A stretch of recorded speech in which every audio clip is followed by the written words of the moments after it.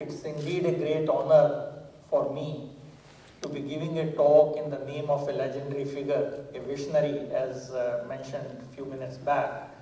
And I have been very lucky because he was also the president of IISc Court. So I had the occasion to listen every year to his very crisp talk in the court, which was extremely witty but full of nice quotes and quite deep in some sense if you think of it, but said in a very witty manner. So he had that gift to communicate in very simple way but making very deep statements. So it's very fortunate that I have this opportunity to talk to you. And I also realize that this talk has been given by very many very famous people, so that puts the pressure on me. But I am used to not to take the pressure because I'll do it in my way. So in this talk, I'll just tell you some two stories describing our recent interest, which is inspired by nature. So I'll try to show you with very simple, not so simple sometimes, but very looking at nature, what inspires us to design some experiments and look at issues in physics, in particular non-equilibrium physics. So, I saw this picture on the web, Mr. GRD Tata in front of TIFR, so I thought it was so appropriate. I took it from the web. So this talk is about inanimate objects which move like bacteria. I'll show you how, very simple experiments. And also living bacteria to make a heat engine. How can you use bacterial energy to make them work for you? How do we do that? So in that, and the flocking, something, a phenomena you see in nature all the time. So I'll spend first 25 minutes on this flocking of objects which are moving, and then go to say a few minutes on this nano heat engine. So this is something we are all familiar with, that if you look at milk or any suspension under a microscope, what you will see are these particles. In case of milk, this is casein protein globules. They are moving in, let's say, the solvent, which is like, for example, in this case it is water. And this is coming from thermal motion. This is which is what was deciphered, which was given, which was done by Robert Brown when he saw these pollen grains and other things moving. And it also disproved a common notion that anything that moves is a living object. So this was a very conclusive thing, that the Brownian motion is nothing to do with living matter. And this is what we know Brownian motion, in which Albert Einstein gave a very deep insight. And we know that the position does not go like time, it goes like square root of time. So this is the random walker, the drunkard walker, how it moves. I will not be talking on these systems. This is something you are all familiar with in daily life, in any colloids or any aerosol. What I'll be talking are the objects which have internal energy. We are feeding their energy like bacteria, E. coli, and they are moving. So they are consuming their energy and moving. So this is one instance which they are consuming their energy, or we can supply energy from outside and objects move. So this whole field in the last 10 to 15 years has been now called active matter. So I will be discussing two examples from this relatively recent field of active matter. So what will I talk now? So like, what is an active matter? Many examples like human beings, bacteria, any birds, all which have energy and move, or this molecular motors which are moving, for example, on microtubule filament. So this is a cartoon, but you have these things moving. That is why you can move your muscles and many other things. So these are the active matter examples which are summarized in this slide to just see that examples are abundant all around us. These are self-driven out of equilibrium because you are feeding energy. They are not in equilibrium system. Energy is input at particle level. Each particle or each species is consuming its energy when we give energy and moving. Direction is determined by internal coordinates rather than some external field. Examples you can see: animals, fish, birds, bacteria, molecular motors I showed you, and this is the example I deal with. You can make chemical or mechanical imitators in the lab, which is what physicists love to do rather than dealing with complicated biological objects, and see what science we can learn. So the object which I will be working with is very simple pins, brass pins, which have a head and a tail. Like you see a awl pin, whichever you use to put paper. You put it on a platform and shake it, and it will move depending on the shape of the object. I'll show you. So this is something which we will deal with. Now, why do we want to look at this thing? So these active matter has beautiful new physics, many emerging phenomena, and one of them is flocking, the collective motion of these active particles. What really happens when many of them are together rather than individuals? It has many other things that when you put them in when you look in a given area, the numbers will be fluctuating a lot because they are just moving around. Unlike thermal systems where the fluctuations is under root n, here it will be much more. And many other beautiful pattern formation and unusual mechanical and rheological properties. So today's talk, I will only describe one such fascinating example of collective behavior of these active particles. For example, if you take this E. coli or some other bacteria and you put them, many of them in water, and look at under a microscope, this is what happens. So this is something you can see that there is a collective motion, and this is another example of ant mills. So if you go in the woods, woods is not a thing to talk in Bombay, but if you talk in gardens, something you look at, you can see beautiful collective motion of ants. They will be going around, not necessarily clockwise or anti-clockwise, they'll change direction also. And this is the collective phenomena only occurs when the number density of these ants become little high. If they are individuals, they will not move like this. So this is another example of flocking. And of course, human beings are active objects. You will not be surprised. This is from a very famous physics paper. If you have any doubts, this is PRL. Many people died to publish in that. And this is mosh pits in heavy metal concerts. So you can see what happens. If few active particles come, they are just moving randomly. And this is something who is singing. And now you can see that after a while, you can see that they are all moving coherently in a collective fashion. And this is what is another example of flocking. So you can see that even respectable journals have experiments with you and me, human beings. And idea is, why does this flocking occur? So there are many examples in the literature. And another fascinating example is something which I thought you should see, though it may take some time, called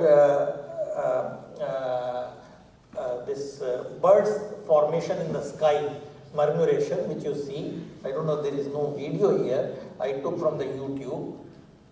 If there is a video, there is a nice music. And you can see that thousands of birds, thousands of starlings are moving very coherently. And this is the phenomena you can see many places. There are lots of nice videos. And this is again an example of flocking. Even if you don't understand the beauty of this, you can enjoy. I mean, this evening lecture is just to enjoy the beauty rather than understand everything. So you can see, these are and thousands of birds and moving together in a very coherent and cooperative way. I want to go to the last part of this because it will show who has taken this. These are immature photographers. They just saw it when they were going in a river.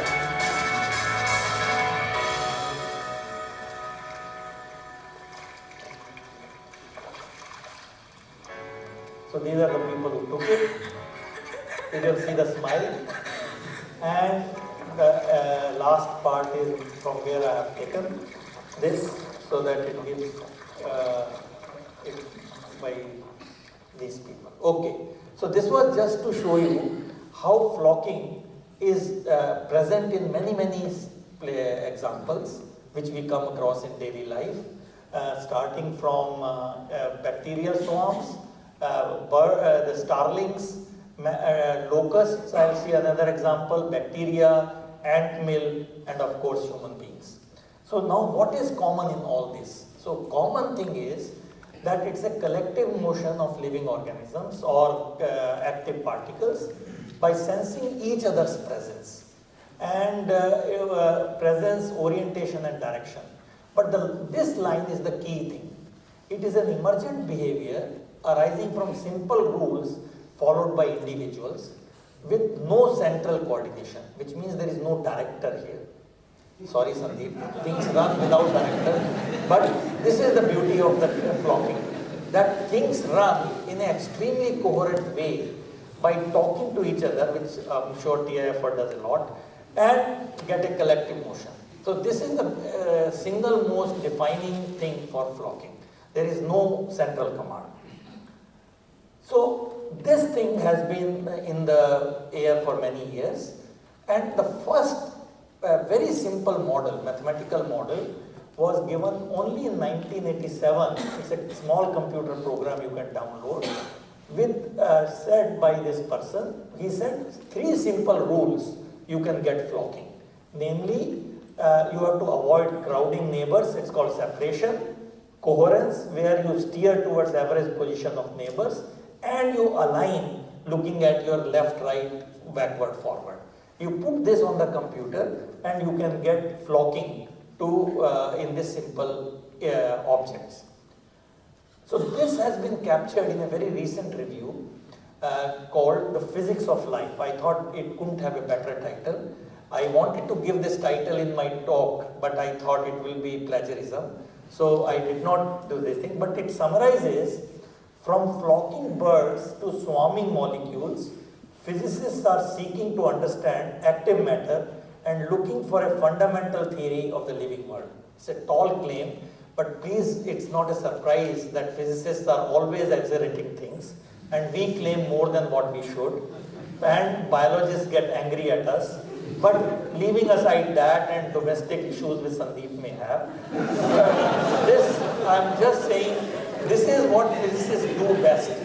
We look at phenomena, we look at the simplest model, namely elephant is a sphere, and make models and theories and think this is the only way world is running. But that is the attempt we are making in today's talk. So I'm going to give you a very simple way what flocking, how we understand. And this is something I thought it was so very well said. So what is a physicist approach? So here our experiment is very simple. What we do is motivated by kitchen. So it's good to go to kitchen sometimes. So what you see in kitchen sometimes, if you have a pressure cooker on the platform and you put a knife little nearby or a fork, the fork will start moving or knife will start moving if the vibrations are there on the platform. You can do this experiment. There is no magic here. It is just that if you have asymmetry in an object and you are giving energy, it will convert into a directed motion. And this is what we have used in a very controlled manner. So what we do, we take this shaker which moves by less than a millimeter at some frequency. We put a plate and put some objects on it. These objects, when they are spherical particles, they do not move. They keep on moving up and down.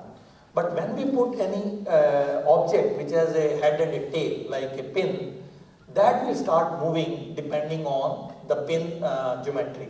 And these are the things which we will deal with. So here, for example, pin will move, I'll show you, and we know how much we are giving compared to the gravitational G. So this is some dimensional parameter, not a important thing right now. So the energy is given from the vibrated surface. You have to give energy because it is a lot of dissipation of these objects when they move, and the tilt of the particle is like a motor coordinate and so on. And those who are familiar with ratchets in biological scene, it is analog of that but in a reverse sense. So this is something we do. So here it's an object like a brass pin with two steps, and I put them in a horse track like a one-dimensional thing. I'm shaking the plate and you can see this moving very fast. This is moving like in a ballistic motion. You look at this angular particle, which is of a different shape. You can't see, I'm sorry, from the back, but it is moving also in a ballistic manner. This one is symmetric brass rod, and you will see that it only performs around their position. And if you plot mean square displacement, this goes like a Brownian particle, and this position goes like time, exactly like what you will have in a ballistic motion like this. So these are the particles we will be dealing with. Now if I put them on a plate and move it, you can see that it is moving, and it will keep on moving as long as you keep on vibrating. So when the workshop person who made these plates and so on with us and came to our lab, he was surprised. He said, "Oh sir, it's exactly moving like a bacteria." I was surprised that how he thought only of that. And I said, great, then we will have a good science. Because even you, without any knowing what we are trying to do, thinks it moves like an object, living object. So now, if I change the shape of the particle, now it is moving differently. It is run and tumble, not moving all the time straight. And this is what is reflected in velocity distribution, tumbling motion and run motion. This is analog of E. coli, which you have run and tumble motion. So you can play with the asymmetry of these objects and play with how much energy you are giving, and then have fun watching them. So now what we have done, a very, very trivial, simple experiment. What we do, all these particles are spherical balls, spheres. Now I put one intruder into it. It's like a bull in a china shop, and move it. So question is, how will it move? Before we take the flocking, I wanted to make sure that we understand the particle, one particle behavior itself. You will say nothing much is happening, but in fact a lot of it is happening. And we wrote a couple of papers. What is happening? If I plot the velocity of this particle versus time, we find that it is not only moving forward, but all the time it is going backward, forward, but on the whole it is going forward. So the question was, these negative velocity events, are they noise or there is some interesting science in it? And now it turns out, in these 2-3 papers we showed, that this behavior, which means the velocity distribution is not only positive but has a huge negative tail, it has the same statistics beautifully. Or when you ask a very deep question from the high school physics. What is the high school physics? We learned that energy, heat flows from hot to cold. That's why when you put a spoon in gas, you know the heat will travel from hot to cold and you will feel the heat. What happens is, nobody tells you that thermodynamics will not be violated by asking, is there a possibility that heat can flow from cold to hot? But answer is yes, it happens, but these are much rare events. So the more common events dominate, and these rare events are few. So if you watch for long enough time, of course these events are very few, but there is a mathematical theorem called Fluctuation Theorem with a very detailed, beautiful mathematics, which shows what is the probability distribution of these rare events with respect to the common events. I will not go into detail, but the moral of the whole exercise was to show that the negative velocity events in our simple experiment behave exactly this fluctuation theorem, which is a big surprise.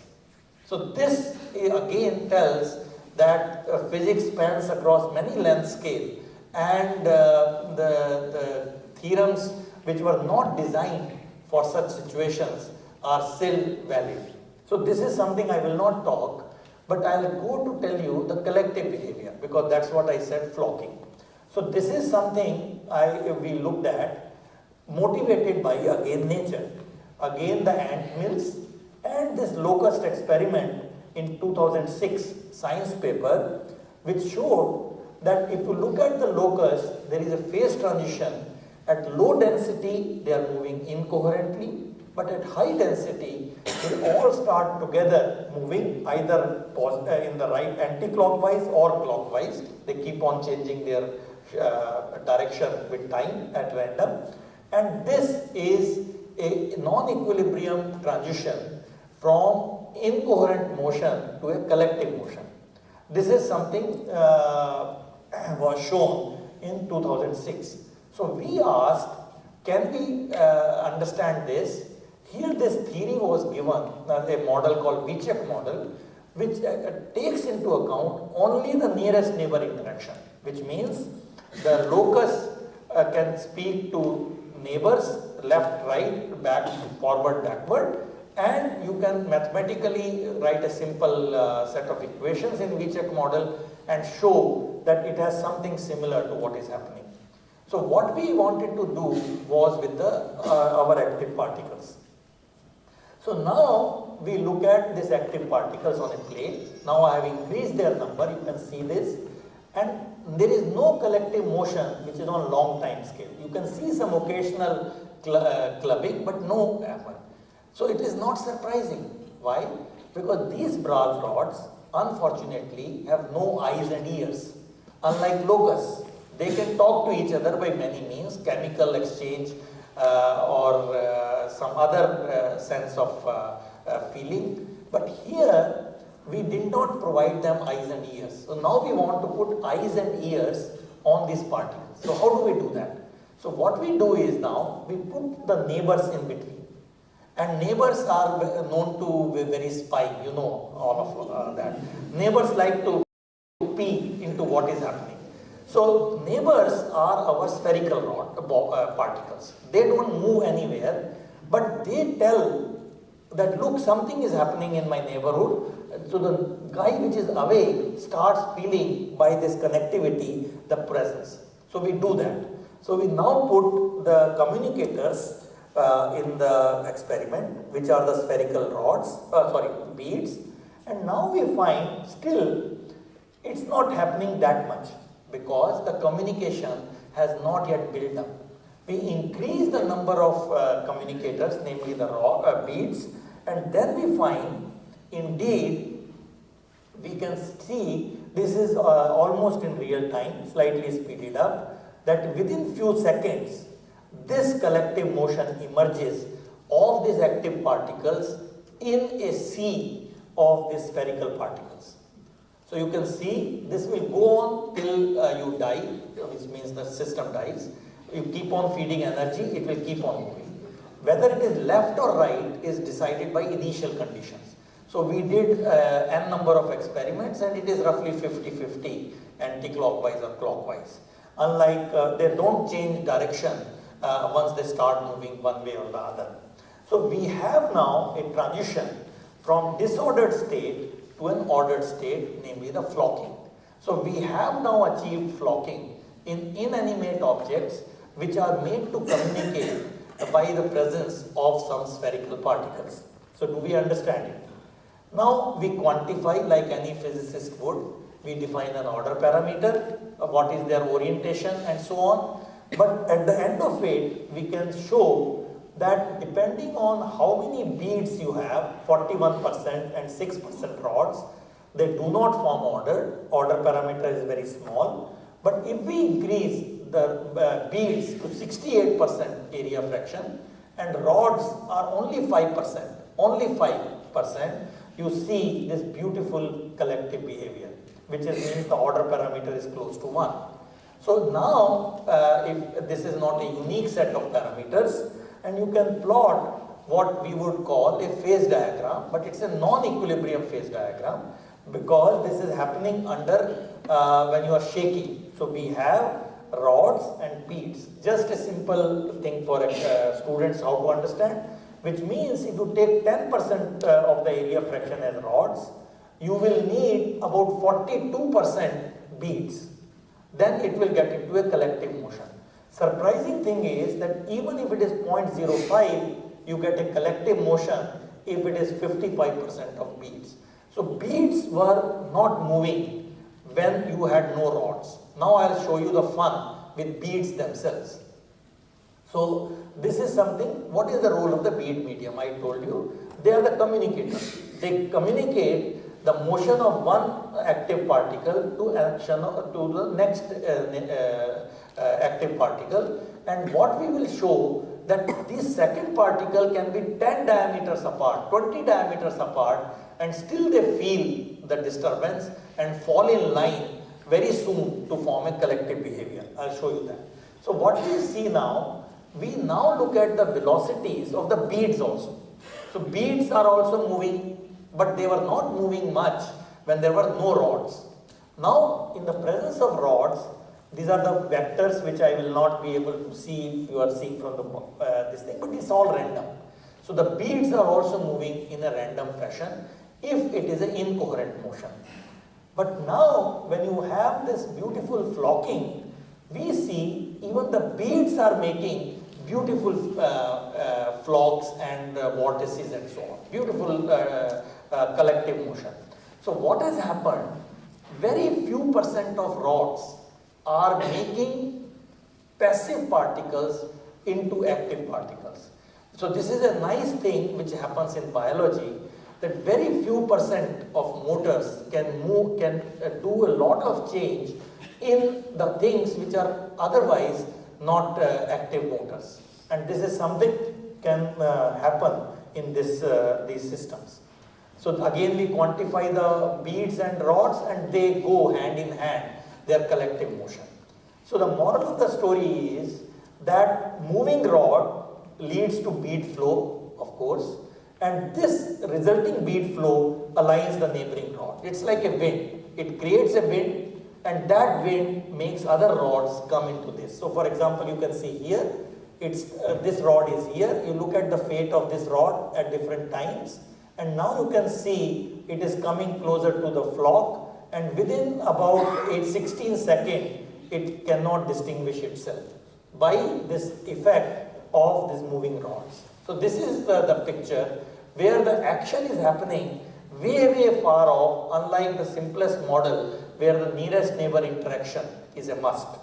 So this is something now, question is, can we reproduce in a computer? Can we understand by that process something more? And this is what was done by Harsh Gupta and Shriram, and they took exact analog in a computer by making this artificial rod, put exactly on the plate in a computer, and put the equations, time-driven simulation. You track every single collision of particles with each other, particles with the surface, put coefficient of restitution, put the noise term, and you simulate these equations. So the beautiful thing is, I will not give you all the details, beautiful thing is these are simulations, but you will be seeing that red ones are the beads, other ones are the rods. So this is the disordered state, no collective motion, but here you see this beautiful collective motion in the simulation. Now you can ask, what is the use of this simulation if you are following the experiment? Theorists get very annoyed, right? Now the beauty of theory is that you can do something which is impossible in an experiment. Namely, we have a finite system. Question is it the boundary effect? Is it the effect of the geometry? What is happening? We cannot go to 1 meter plate and watch. So what theory can allow you to do, what physicists are very fond of, called periodic boundary condition. It simulates an infinite system, as if it's an infinite system. And in that also, you generate flocking. So that means the geometry of your container is not the one which is playing a role. It is really the particle-particle interaction which is playing a role. So this is, you see that in a periodic boundary condition in infinite system, no flocking, but now when you put sufficient particles, you will see very soon a collective motion, which is not of course circular. Circular is coming from the geometry, but you can see the collective motion happening here. So periodic boundary condition in computer simulation allows you to do that. I will not spend more time on it. Again, a simple theory can be worked out where you bring in coupling between the velocity and the direction of the field, and you can generate that there is indeed a simple theory to show there is a phase transition. I will not go into detail. So let me summarize this part to see if you are on board with me, that we see a flocking formation in a collection of dry grains, and a small concentration of motile particles can really take a huge cargo of these beads along with them. This is something which can have some interesting consequences. What else I can would like to discuss? They can form swarms. They can you trap this active particle? So let me show you some recent results. So here we put this collection of beads and this in a annular region, and again playing on the volume fraction, you can see the swarms. Again, I will not have full time, but to show you that again it is, we have not speeded up. They will form collective swarms, they will break, they will again form, and so on. It's a dynamic process, which is again seen in living objects like fishes and bacteria and so on. So again, lot of things you can learn on those phenomena from these objects. Now, I don't know if somebody has realized this. We saw that we had a flower geometry. You saw that we had a flower geometry of the shape. Question is it out of aesthetic appeal we have, or is it some reason? And you know there is a theorem that physicists may not have enough aesthetic appeal. Sorry. But usually, most of us like me may not have. So flower geometry is not for any appeal. It is a necessity. Why? When we started this experiment, this is our beginning experiment, when you have a nice circle, the particles gather at some points and then they break and go on. So this is a bit difficult when you want to study some general physics. But this gave us an idea that you can trap these active particles in a nice manner. So what we did, we form a trap of the two V-shaped objects and we vary the angle. So what we show now, if the angle is more than 120 degrees, they remain outside, but when it comes to below 80 degrees, some angle I will show you, that they will all form nice trapping. So they were all outside, there are no beads down, they will all get trapped. So this is, the parallel of this is, if you have bacteria flow in a solution, if you want to concentrate them, put a funnel. That funnel shape, the angle has to be less than a critical angle. So these experiments have been done by others, and indeed you see a trapping transition. So here, when the theta is 80 degrees, you will get trapping. But now, when you have 120 degrees, you will see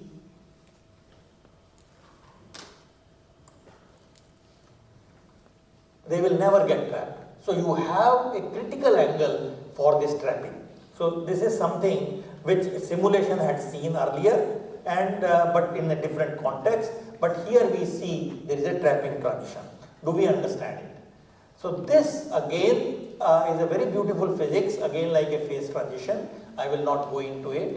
And this again, without saying much, this is similar to motility-induced phase transition, which happens in active matter.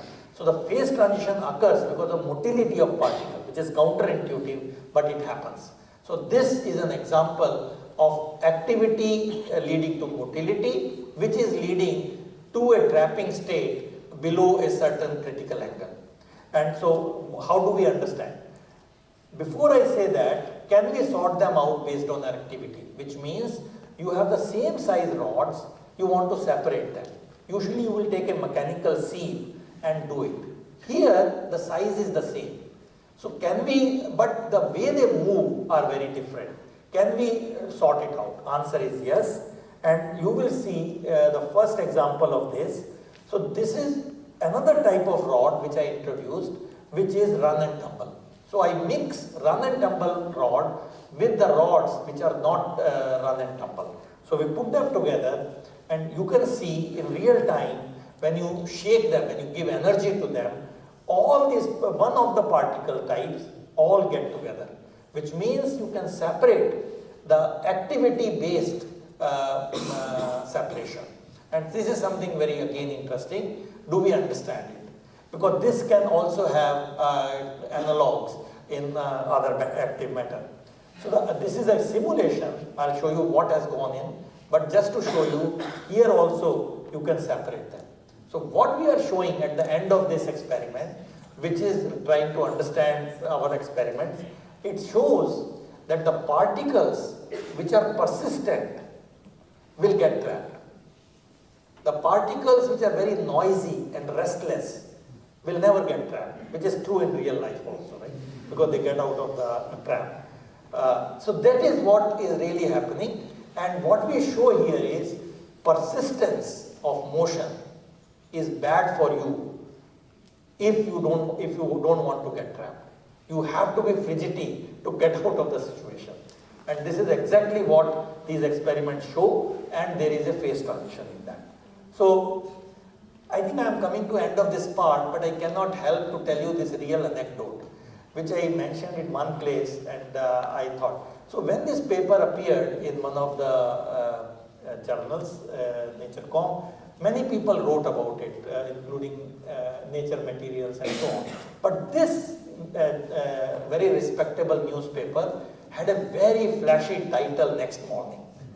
So it said, ISC experiment may provide solution to stampedes. So what went in that, and after that I got about 1 million phone calls. What you have done to solve the stampede problem, because this was done the same week when there was a stampede in Bihar on that Chhat festival. And a lot of accidents happen whenever these huge events are there, including soccer matches. So what we had done was, when this paper appeared, this newspaper reporter called me and said, okay, so what's great? You have done it. I said, yeah, we have done it. So he was not convinced that it is some great piece of science. And he said, tell me one application of this. And I really had no application in mind. I said, this is for fun and no application. And he said, no, this cannot be right. Then how can you be funded? I said, but TIFR is funded all the time. So how can you say that I cannot be funded? I mean, they do as good or as bad science as I am doing. No question of application. Sorry, string theory guy. But what can I do? But he was not willing to listen to me. He said, people can't be stupid. You must have some application which you are not telling me. So in that fit of kind of helplessness, I told him of something which I was thinking and I had not done it. I said, oh, it will solve the stampede problem. We will understand it. And that is what appeared. After this, I got worried and we did the stampede experiment. So let me show you the stampede experiment, motivated by this reporter. So this stampede problem is a beautiful physics problem of jamming, clogging. You see it in, not Bombay, this is Bangalore traffic. But because when I go to airport, I might see like this.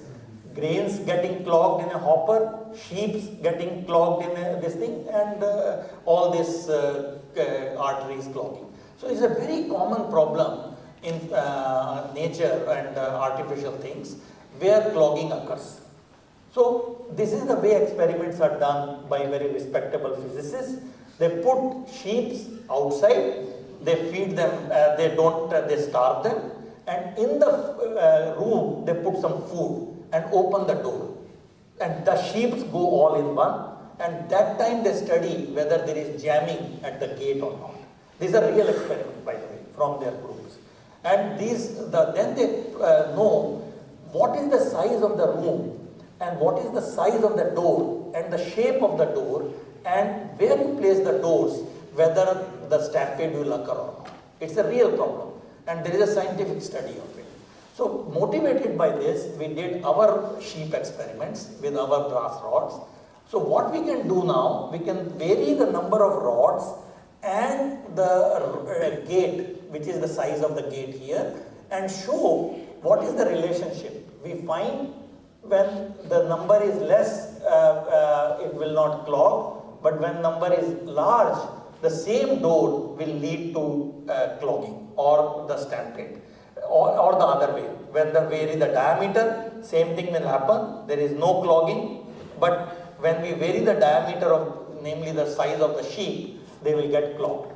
So with this, now you can plot a phase diagram. Physicists are known for it. You can plot when you will occur a jamming transition depending on the number and the size of the door and so on, to get whether you will get stampede or not. So occasionally when you talk to these people, it can motivate you to do some experiments which I would have never done. So I think I will close this point to tell you the second story if I still have time, 10 minutes, because I don't know when we started. So this part of the story is that we look as a flocking, as a collective state, from the incoherent state to a very nice collective state. Why it occurs, I told you how they interact with each other, how they talk to each other at a distance. Then I also showed you that you can use appropriate traps to trap them, and you can separate different activity particles. And this is something which has some possible applications in real world. Second part of the story is more recent from last year, to show you an attempt to make a nano heat engine. So what's the idea here? The idea is that we all know heat engines from our childhood, because this is something we grew up in thermodynamics.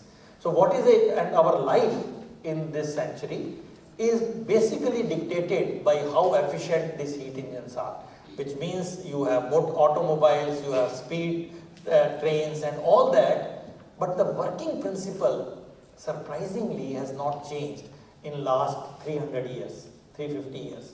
So what is the principle which Carnot gave?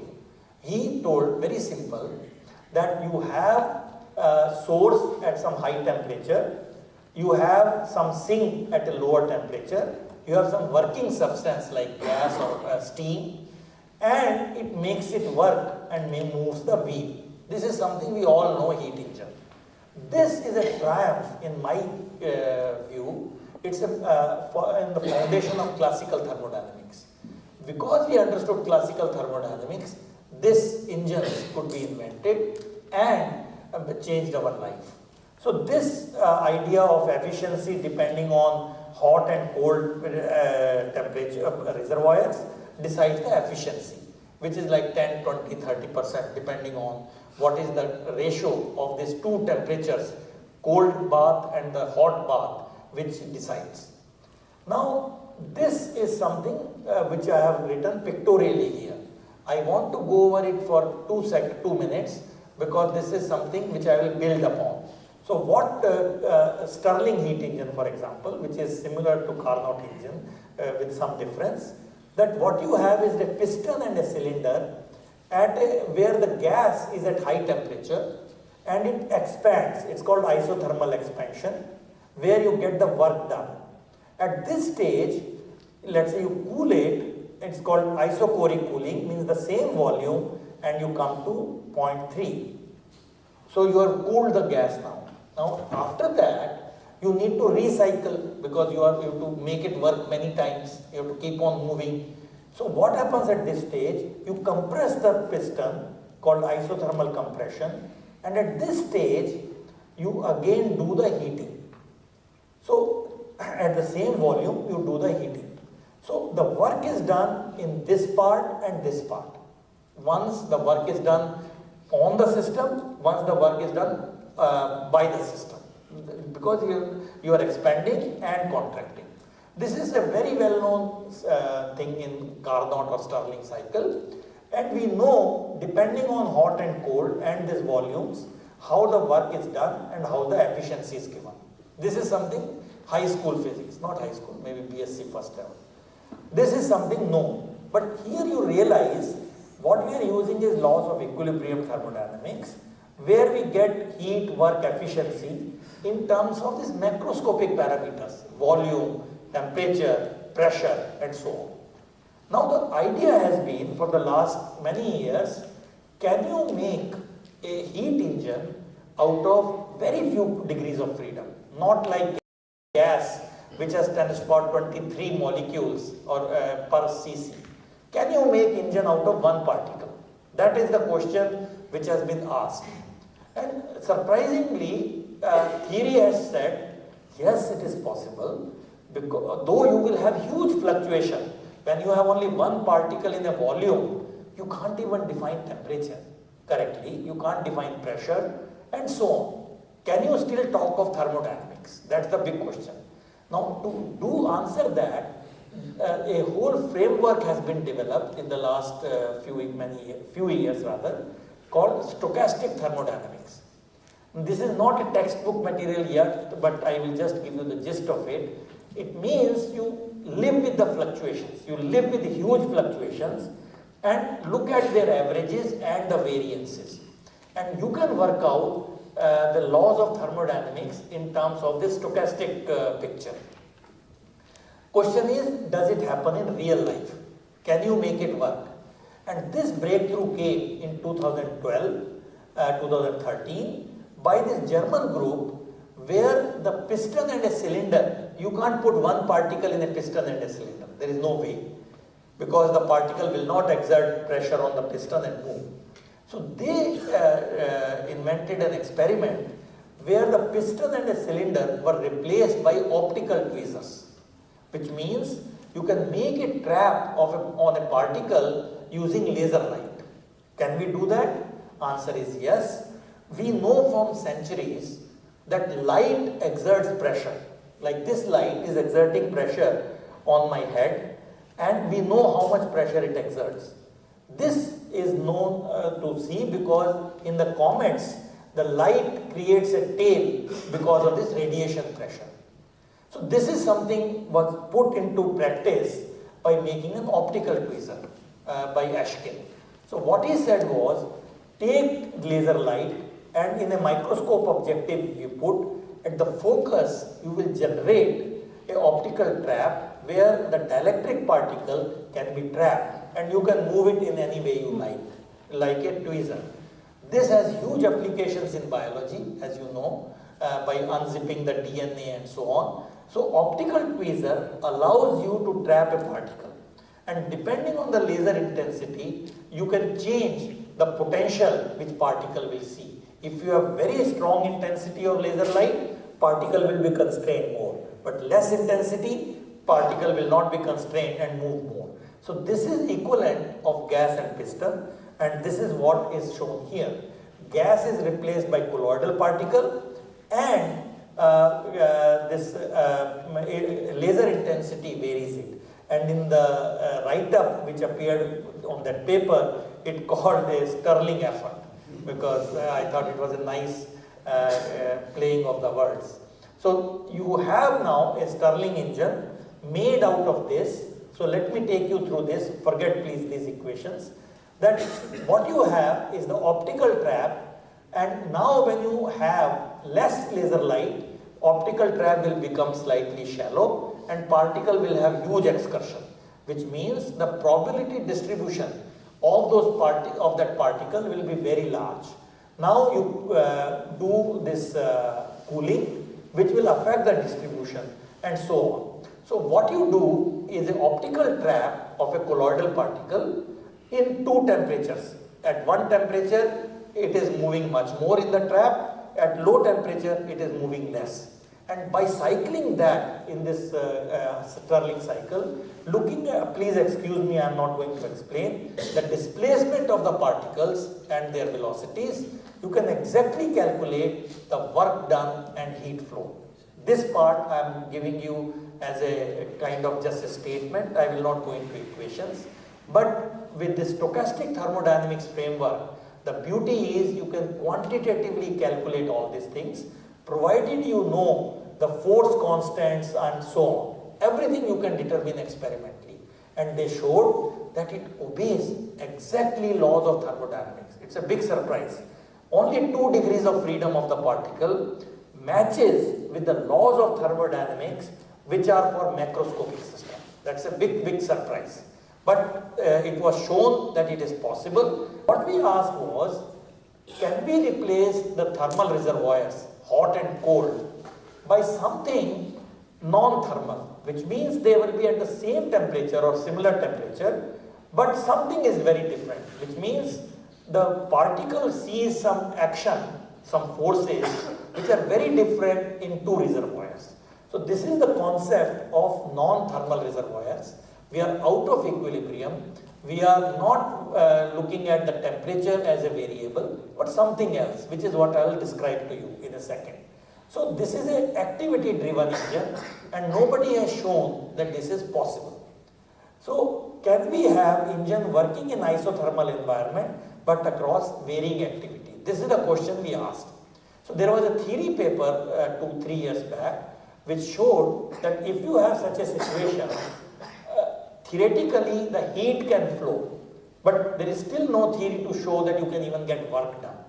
So we went ahead like foolhardy guys and we did the experiment. So the experiment is the following. What we are doing is the colloidal particles which are getting trapped, but they are kicked around by bacteria, by living bacteria, and we vary the temperature of the bath at 2 temperatures. One is the body temperature where bacteria are very active, and one is 20 degrees centigrade when the bacteria are very lethargic but not dead. We cycle them, we torture them by changing the temperature little bit by 10 degrees so that their activity is hugely varied. In one case, I don't have the time to show you movies, they will be very agile at kicking. Other time they are very slow and sluggish. We do that and now look at the work done and the heat flow in the framework of this formalism. See, these are bacteria. This will be, moment you put cold temperature 313 to 290 K, you can see they are becoming very sluggish. So then again we will heat it, cool it, and this is done in an automatic fashion. So ingenuity of the student who took about 2 years to devise this experiment. So then we show that if there is no bacteria, it is like the earlier example, and when we put bacteria, then what happens? So let me just show you the final results. This is the actual situation. Here I showed you, this is the probability distribution of positions, very broad at high temperature, and now we make it very shallow, which means we expand. It is isothermal expansion. You can see it is even broader because the scales are different, and then we cool it, the distribution changes, and so on. So this is actual area, and passive area in comparison is only this. So we get work done which is 2 orders of magnitude more from the bacterial action. Bacteria is not trapped, particle is trapped, but bacteria is kicking the colloidal particle in a trap to make work done. So again, how do we define bacterial activity? There is no easy way. So what we do, we take the distribution, and the width of this is like an effective temperature. And this becomes a parameter to show how active are the bacteria. So based on that, this is just a graph to show how much is the cumulative work done per cycle. This is for a passive engine, which I have expanded. It's extremely small, 3 kBT in 100 cycle. But for the same system, when you have bacteria, when you have large activity, it is 250. So huge increase in the work done from bacterial activity. So I'll leave you with this to show that how you are getting so much work done by bacteria. The answer lies that the displacement of the particle is no longer Gaussian. Physicists are very fond of Gaussian approximations, Gaussian distributions, but in the active system, this distribution is highly non-Gaussian. What we have shown in this work is lot of work gets done by these rare events. So this central part gives you about 50% of the work. But the fun lies in the huge displacements which are kicked around by the bacteria. The colloidal particle is kicked around. So I think if you look at the numbers, I will not again go. This axis shows how active are the bacteria. You can see that it is hugely active as compared to work done, which is 0.03, and this is like 3. So it's almost a factor of 100, which is and efficiency is also very. Let me show you the efficiency plot and then close the talk. Here it is the efficiency versus activity. This is the 0.05, which is the thermodynamic limit from the Carnot efficiency formula, which is what I have written here. This is here passive engine. But now when we put activity, it becomes close to 50%. So 0.05 has become 0.5. So huge increase in efficiency, and there is no reason to believe it should obey thermodynamics or all the known laws. So this is something again very exciting, where you are getting huge work done at a much higher efficiency in the engine which is driven by this bacterial activity. Now this question is always asked to me, can you run a machine out of it? And this is what usually the journalist will ask. When will you run a car based on bacteria? And I have to be so sheepish and tell them, no, not today. It might happen later. But the idea is, now you have made heat, make work. How do you connect to the external agency like a wheel, which will make work? So there are two scenarios in this review article they have proposed recently. They think you can have hot and cold. You can have this bacteria here. There is a DNA connected to two. And what you are doing is, when something happens here, this will move and you will have the work done. But this is all very fancy imagination, and you guys may be better placed to see what all we do with this heat engine. So let me close this second story to show that we have a heat engine on a microscopic scale, which is getting activated by this bacterial energy, and lot of work is done by this non-Gaussian fluctuation.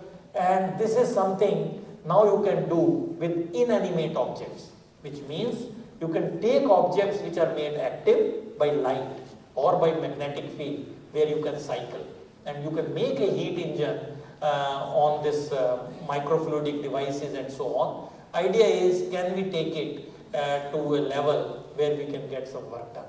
So this is the acknowledgement I want to give, because a lot of people have contributed to what I spoke. Flocking and sorting was done by graduate student Nitin. Harsh was a theory student, and Rahul is the new student who is working, and Shriram Ramaswamy, whom many of you know, has been a long time collaborator of mine.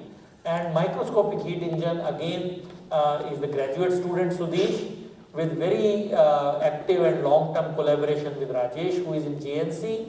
And these two, Shubho is a graduate student of Dipankar, and Dipankar Chatterjee is a biologist. Now, the message we got from here was, when the physicists get into biology, don't underestimate the troubles you will have. Because it took us, please trust me, more than 6 months to realize how moody these bacteria are. When you make them work, they will say go to hell. When you don't make them work, they will work. So all this was taught to us by these biologists, who really played very important role in making our experiments work. So let me close this again, thanking all of you who listened, how active matter is a thriving field. I gave you 2 examples, and this is just a very small subset of interesting things happening in this field. This field is exploding at its seams, and many surprises we are getting in our lab, and many more people in the world are getting. This is an opportunity to tell you some fun physics in the last 3 years we have done. Thank you very much.